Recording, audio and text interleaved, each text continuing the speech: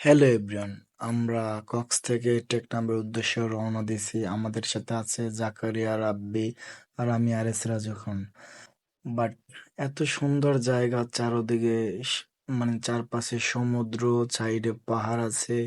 আপনারা যদি না আসেন এইসব জায়গা খুবই মিস করবেন। বাট আমি বলি কি, ঘুরতে আসলে মন মানুষটা ঘোরে। এখন রাব্বি আর জাকারি হাঁটতে আছে, আমি আবার পাহাড়ের দিকে একটু দেখলাম। এখন জাকারি আসবে, এসে কি বলে আপনারাই শুনেন তার মুখ থেকে।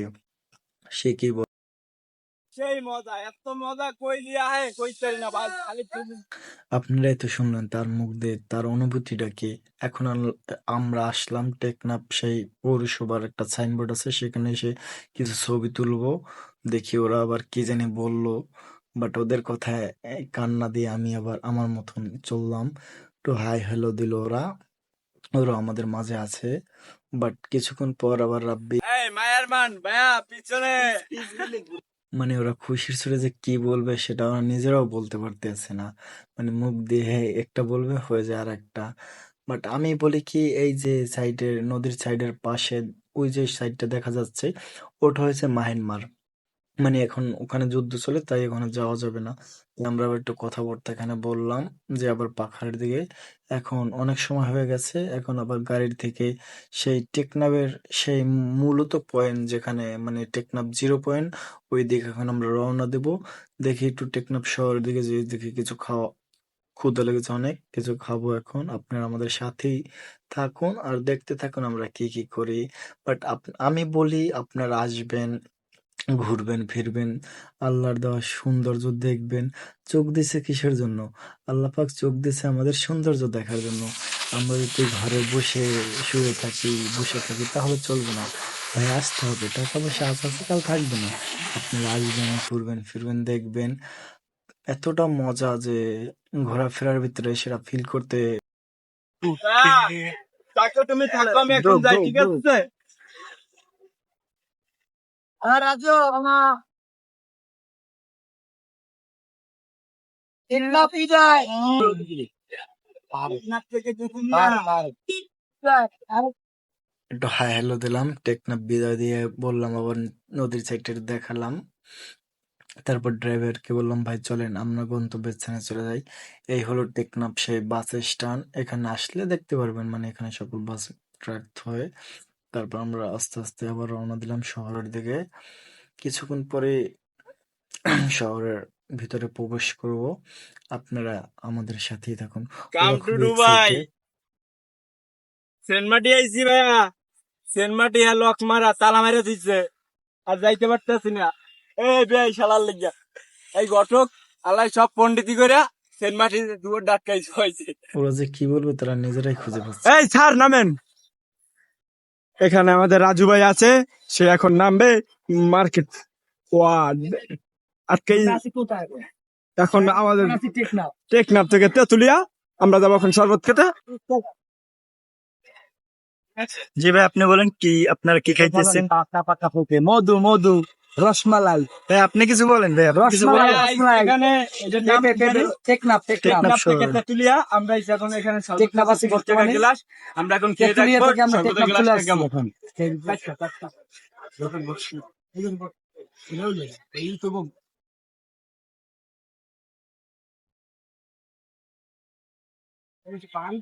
কি স্বাদ বলবো কি, যদি না খান বলবেন না, খেয়ে দেখতে হবে। মনে হচ্ছে আমার জাকারিয়া শরবতটা খেয়ে খুব মজা পেয়েছে, বা তোর কথা শুনে বোঝা যায়। কিন্তু মাঝে মাঝে ওরা যা বলে, মানে ওদের কথা শুনে আমার নিজেরই হাসি পাচ্ছে। বাট কি করব, তাও ওদের নিয়ে আছি, দুষ্টামি করছি, ফাজলামি করছি। এখন আমরা সেই 0 পয়েন্টের দিকে যাব, টেকনাফ সেই 0 পয়েন্ট। এখানে আসলে আপনারা একটা জিনিস ফিল করতে পারবেন কি, এখানের মানুষগুলো খুবই ভদ্র নম্র। মানে মানে আছে না খারাপ কথা আচরণ। আর অন্তপক্ষে আমাদের যে ড্রাইভার আছিল গাড়ির, সে খুব, সে ব্যক্তি হিসেবে খুবই ভালো। তার কথা, মানে ব্যবহার আচরণ খুবই ভালো লাগছে। সে আমাদের বোঝাচ্ছে যে এই জায়গার মানুষ খুব একটা ভালো না। মানে ওই গ্রাম সাইডে যাইলে মানুষরে গুম করে, মানে চাঁদাবাজি করে, মানে টাকা চায় বা অনেক কিছু বলে, গুম করে ফেলে মানুষ। এই রোহিঙ্গারা এসে মানে অনেক ঝামেলা করছে, সেই কথাগুলো আমাদের বলল সে। তারপর আমরা সেই মানে সুন্দর জায়গার দিকে চললাম। এখানে আমি চারোদিকে সমুদ্রের পাশে মানে সুন্দর সুন্দর চাঁদের সেই নৌকাগুলো আছে। আমাদের ড্রাইভার ভাই আমাদের বলতে আছে যে এ তো সবাই শুরু, সামনে দেখবেন রাস্তার দুই সাইডে নৌকা সুন্দর করে সাজিয়ে থুয়ে দিয়েছে চাঁদের সেই নৌকা।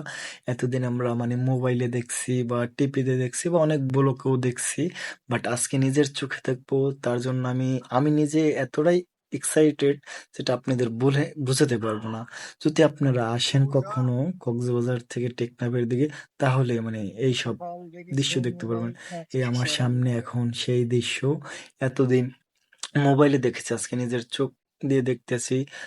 মানে টাকা পয়সা দিয়ে মানুষ কি করবে আমি জানি না, এই সব সৌন্দর্য যদি না দেখতে পারে তাহলে টাকা পয়সার কোনো আমি মনে করি মূল্য নেই।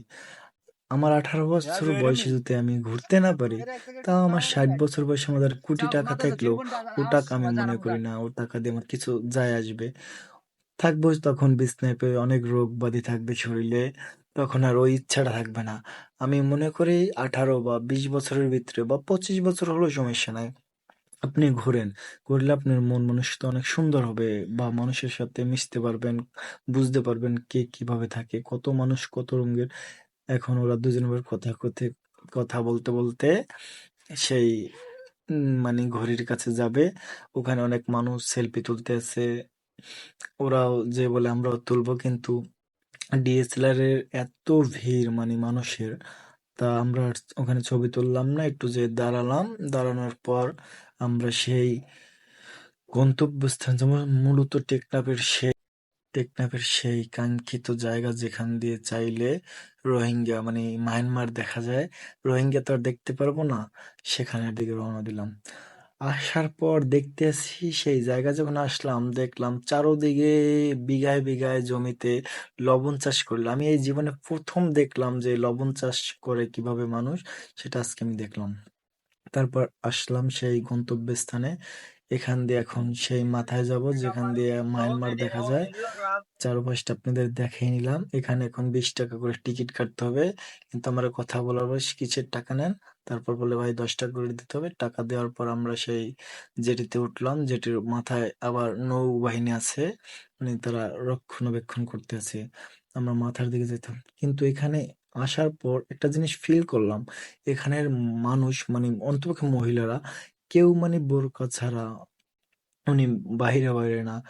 আমি অনেক জায়গায় দূর দূরান্ত ঘুরেছি, কিন্তু এই রকমের দৃশ্য আমি আর কখনো কোথাও দেখি নাই।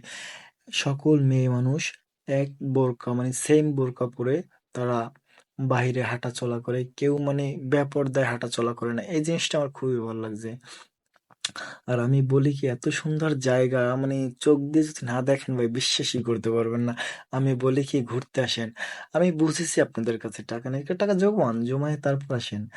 যদি আপনার কাছে 60 বছর বয়সের সময় 1 কোটি টাকা থাকে, তখন ওই টাকার কোনো মূল্য নেই ভাই। আমি বলি এখন আসেন ঘুরেন ফিরেন, তো সুন্দর ভিউ আল্লাহর দেওয়া, আপনারা দেখেন ভাই। দেখতেছে এক ছোট ভাই কি জিনিস বিক্রি করে, তারপর আমি জিজ্ঞেস করি এটা কি। ভাই এটারে কি কয় ভাইয়া? এর নাম কি? বলা পিঠা বলা পিঠা। গোলা পিঠা। এরকমের নাম আমি আর কখনো শুনিনি, আজ প্রথম শুনলাম। এখন এটা খেয়ে দেখবো এটার স্বাদ কিরকম।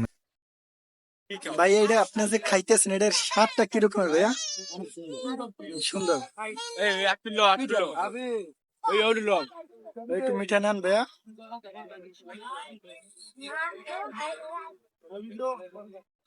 আপনি কি একটা খাইবেন ভাইয়া? না এইটা শেষ ভাই। খাইতে চাইছি না। পিঠা খাওয়ার শেষ হওয়ার পর আমরা এখন আসলাম মুড়ি খেতে। মুড়িওয়ালা ভাইকে বললাম 3টা মুড়ি দেন, মুড়িটা খাবো। কিছুক্ষণ দেখতেছি, তারপর আমার ঘোরা শেষ, এখন আমরা কক্সের দিকে রওনা দিব। ফিরতে ফিরতে রাত হয়ে যাবে, কিন্তু সেই আবার সেই লবণের সেই জায়গা আসলাম। এই জায়গাটা আমার কাছে খুব পছন্দ হয়েছে, অনেক সুন্দর লাগছে, সূর্য দেখতেছি ডুবতেছে গাড়ির ভেতর থেকে। কিন্তু নদীর সাইডে যে মানে সমুদ্রের পাশে বসে দেখবো, এই ভাগ্যটা আর হলো না। কোনো একদিন আবার আসবো ইনশাল্লাহ। আপনারা দোয়া করবেন আমাদের জন্য যে আমি সারা জীবন আল্লাহ নাম নিয়ে ঘুরতে ফিরতে পারি, কিন্তু আমার ঘোরাফেরায় খুব মন মানসিকতা ভালো থাকে। আপনারা আমার জন্য দোয়া করবেন, আমি যে আবারও আসতে পারি সেই দোয়াই আমাদের জন্য করবেন। ঠিক আছে, আল্লাহ হাফেজ, সবাই ভালো থাকবেন আর আমাদের পাশে থাকবেন। আমি দোয়া করি আপনারা আসবেন, আসার পর অনেক মজা হবে এখানে আসলে।